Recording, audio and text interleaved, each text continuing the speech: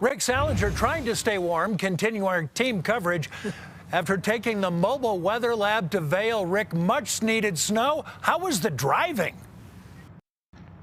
The driving wasn't bad with this thing at all. This is kind of like having a snowcat. But I got to tell you, they needed this precipitation everywhere. Here in the mountains, they are jumping with joy. In the mountains, they were dancing in celebration.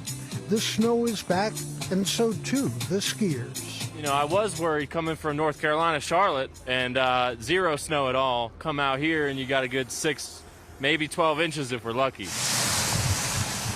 They were celebrating too on Vail Pass, where the snowmobilers were in heaven. Around a foot of the fluffy white stuff fell in some areas, bringing the skiers and boarders out of hibernation and back onto the not as bare mountains. It's been a crazy season. I think that's a good way to sum it up. The snow has stopped for now. It's been on and off all day, quite heavy at times. But I got to tell you, it is quite cold. I have 2 of these coats on. Live in Vail, Rick Salinger, covering Colorado First. Layering up, a veteran move. Rick, thanks very much.